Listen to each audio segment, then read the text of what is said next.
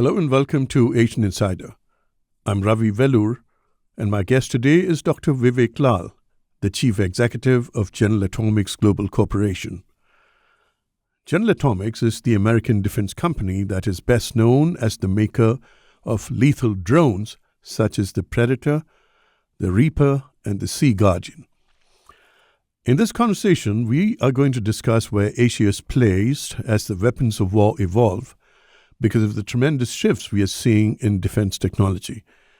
These high-tech areas include unmanned systems, artificial intelligence, quantum, biotech, lasers, and so forth. And all this is taking place against a backdrop of intense great power competition and rising tensions across Asia.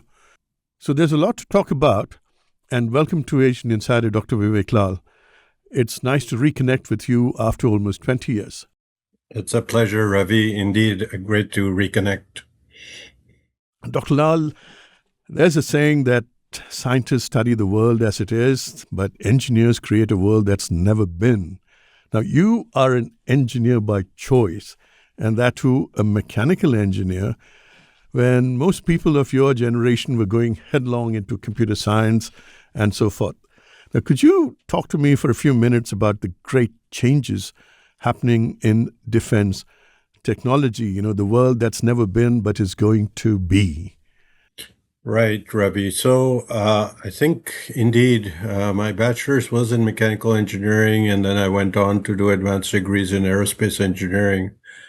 But the world has changed over the last 30 years during the course of my career. And certainly as we look at defense technology, it's important to mention data-driven defense technology because that's where we are and we're heading in the future. I think data-driven defense technology is where majority of the focus is. That would include things like artificial intelligence, robotics, unmanned systems, autonomous systems, big data and analytics, blockchain, and 5G, 6G. So I think that's where the technology trends are. Mm-hmm. Could you talk to me a little more about the most significant developments that you are seeing in standoff weapons and unmanned systems, which are really your specialty? The unmanned systems, I think, are, as you can tell, where the future lies and where, frankly, many of the current technologies are being progressed. We at General Atomics have the MQ-9B Sea Guardians as an example, which is an unmanned aircraft system, which is tailor-made to support militaries and allies and partners around the world against peer or near-peer forces. It's the most capable long-endurance aircraft of its kind in the world. It's revolutionizing what's possible for anti-surface, anti-submarine, and electronic warfare operations in support of military groups, including carrier strike groups, surface action groups, amphibious ready groups, and international forces. So this platform springs from the world's most proven family of remotely piloted aircraft with more than 1,000 Predator series multi-mission aircraft that have logged over 8 million operational hours, most of which were in combat. So where it stands on the foundation of all these predecessors and years of experience, the MQ-9B Sea Guardian is wholly a new aircraft that represents the next generation of UAS. And UAS being unmanned aerial systems. Unmanned right? aerial systems, that's right. So it can fly longer, it can cover greater distances, can carry more payloads. And so you have a very sophisticated unmanned aircraft that is redefining what force multipliers mean in the world. And the way it distinguishes, if you will, from its predecessors is this is the first unmanned aircraft in its class to integrate with normal air traffic. So that enables airborne surveillance anywhere in the maritime domain, as an example. The Sea Guardian has a detect and avoid system, meaning that the aircraft not only meets rigorous NATO and military type certification standards, but it is also certifiable by civil aviation authorities. These authorities do not need to set aside special corridors of airspace or require an escort aircraft for the Sea Guardian for takeoff and transit between segregated and non-segregated airspaces, and so like the earlier models used to. So therefore, that's a huge improvement and a technology change, if you will, Mhm. for maritime Mhm. aircraft. When you say that you don't need to segregate airspaces, what exactly does it mean? That it can fly alongside, if, let's say, I'm flying in, let's say, an ATR 72, and I might look to my left or my right and might see one of your drones flying alongside me. Is that what it means? Yes, indeed. It does mean that the integration of the airspace is pretty seamless because it does have the capabilities on board with the detect and avoid system to do that. And not only that, obviously it has the sensing and intelligence capabilities, enabling the forces to see everything in the visual, and not only the visual, but also the infrared spectrum, things like onboard multimodal radars, through clouds, through fog, through mist or smoke, and here across the radio frequency spectrum. That's really awesome, I must say.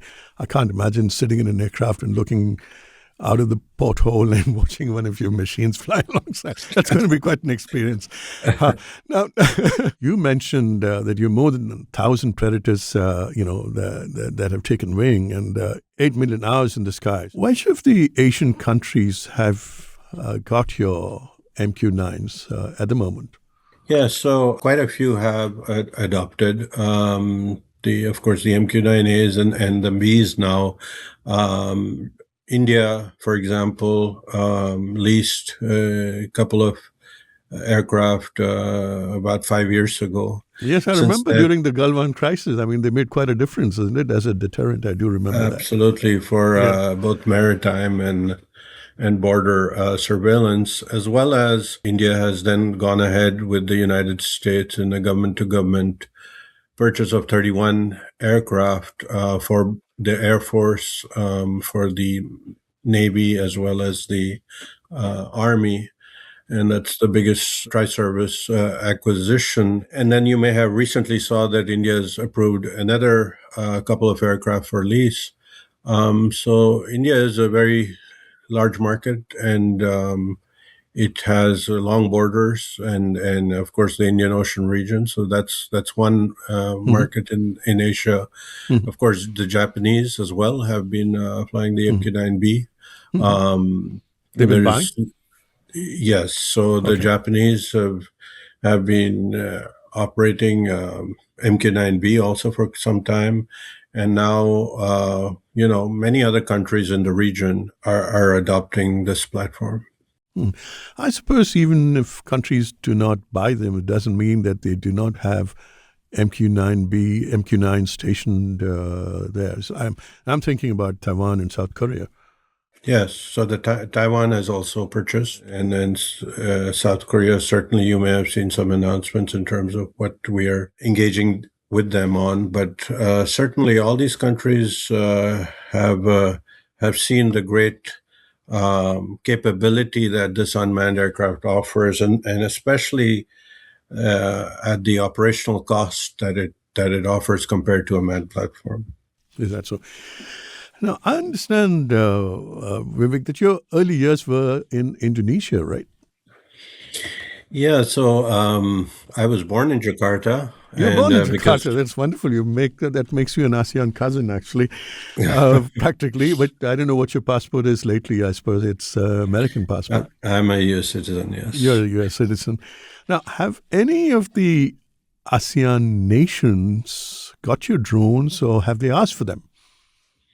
Yeah, there's active discussions with several countries, including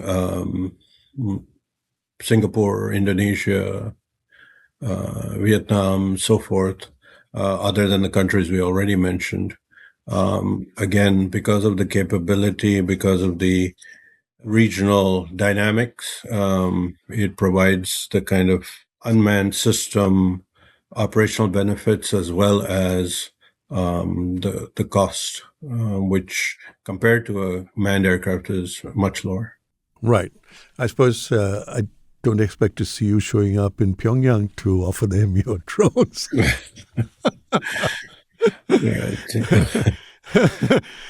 Vivek, I know that, look, drones and unmanned is sort of your specialty, but I'd like to know about two areas, if you could, biotech and directed energy. I suppose directed energy really means lasers, right? Is there something you'd like to say about these two areas?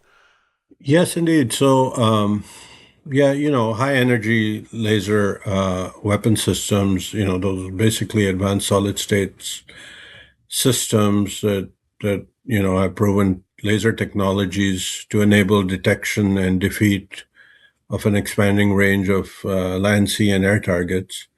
And of course, there are various systems out there, pulse and continuous wave systems, and it's a proven technology for high energy solid state laser systems and so forth. But yes, high powered lasers and high powered microwaves is kind of the future in that domain. I see. What about EMALS, which are the electromagnetic aircraft launch systems? Now, I see that GA, which is your company, is quite strong in this field. But I also noticed that other countries, including China, now has EMALS on the latest carrier, the Fujian. Now, are you allowed by the U.S. government to sell EMALS to friendly powers, and which ones do you think might get them? Yeah, of course. There has been discussion of emails with foreign nations. Of course, that goes through a U.S. Very deliberate U.S. government process on which nations can receive which technologies. But certainly, the technology has been discussed with like-minded nations, and I think that's, as you know, EMALS uses electromagnetic technology to launch aircraft from the deck of naval aircraft carriers, and it provides increased launch operational ability and a flexible architecture to suit different platforms. So it's a very capable system, and I think it is something that there have been discussions with several countries. When you say friendly countries, would they include all the Quad nations? Yeah, so the Quad formation is particularly, I think there are a lot of like-minded objectives, and certainly India and Japan have, again, great interest in this technology. Mm-hmm, mm-hmm. Now, everyone these days talks about artificial intelligence. Now, can you give me a sense of how AI is shaping warfare? As I was suggesting, upfront, with AI and broadly with data-driven defense technology, there are three aspects. One is open architecture, the other is electronic warfare, and the third is big data and cloud computing. I think those are going to be very important going into the future. And if you will, in looking at the macro, uh, some of the things that are going to make a difference. One, of course, is persistent surveillance, whether in space, airborne, surface, and so forth. The second is going to be robust data sharing between like-minded countries. The third will be constant training cooperation, again, between like-minded countries, in particular, special forces skills. Then I think what's going to be very important is electromagnetic spectrum dominance and the ability to correlate petabytes of available sensor data into real-time operational picture. I think that's going to be very critical going forward. Then the ability to deliver massive numbers, especially loitering munitions. That's going to be important. And then finally, I think logistical dominance is going to be very important. Did you say So loitering loitering Loitering munitions. munitions. What does that mean in layman terms? These are projectiles, etc., that can loiter and attack as required. I think between all these aspects, AI, of course, is a central in a lot of these aspects. But I think getting a common operating picture is very crucial. You mentioned Quad countries, but formations like that, like-minded countries who need to be able to have persistent surveillance, but also be able to share into a common operating picture, that will be critical as one moves forward. Mm-hmm.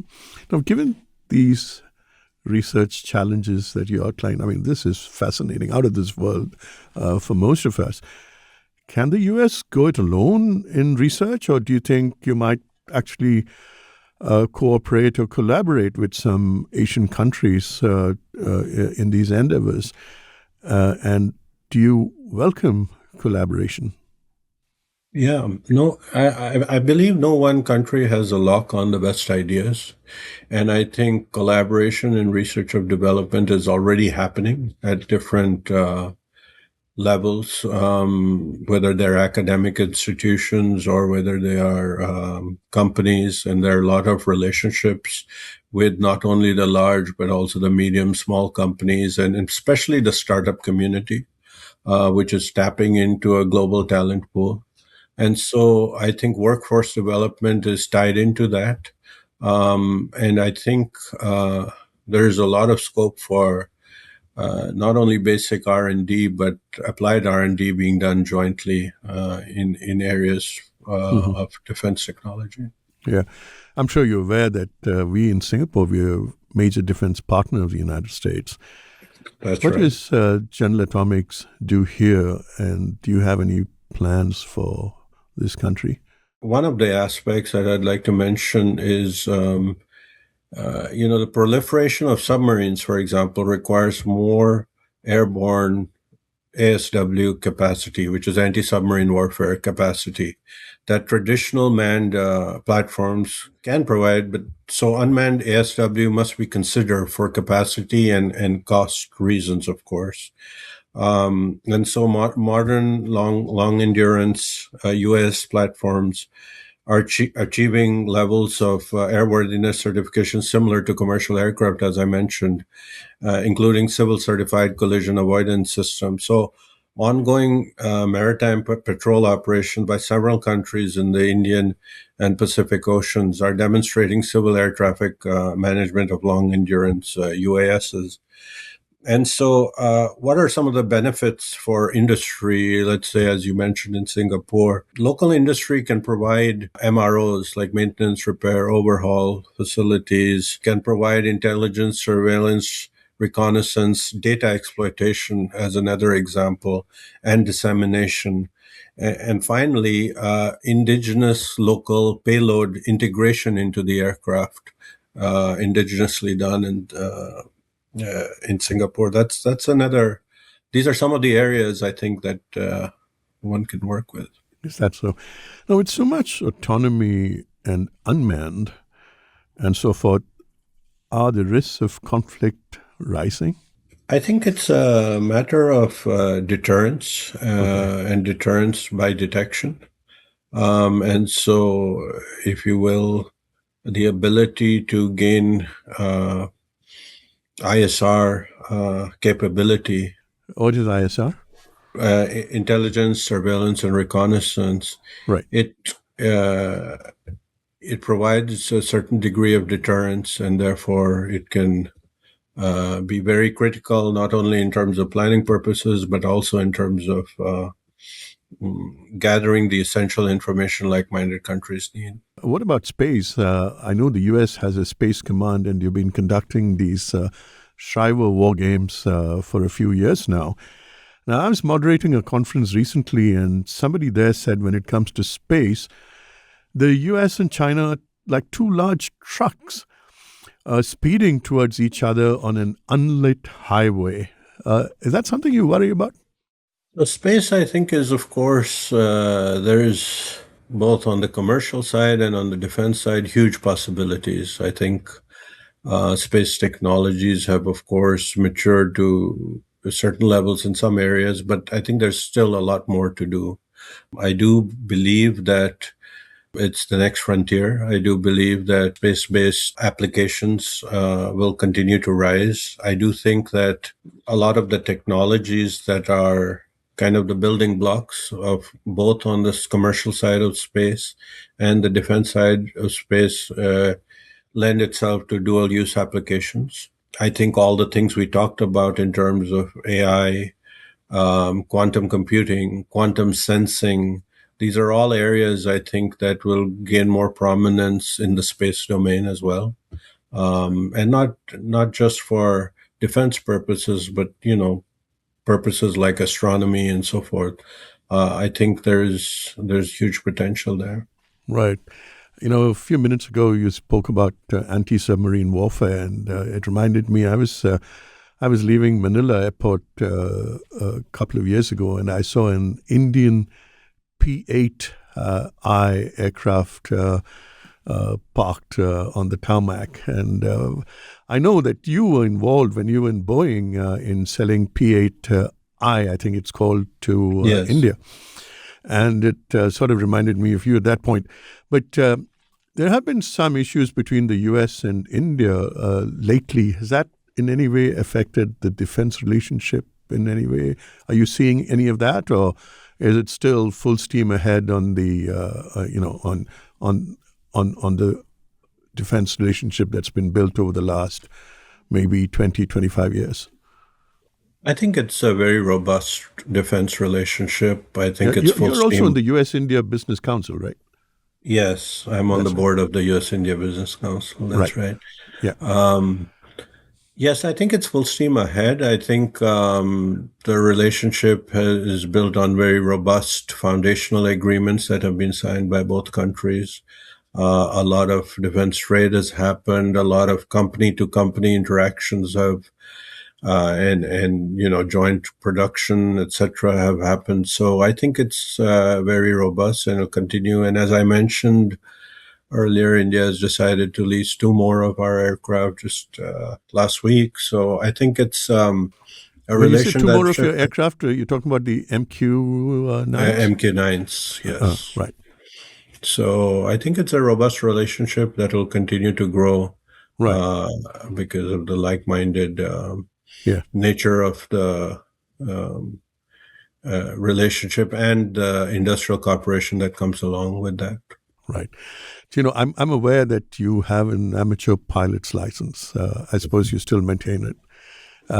Now, if you really succeed in your field of unmanned, it could mean that potentially a lot of pilots could someday go out of business, right? Is that likely to happen?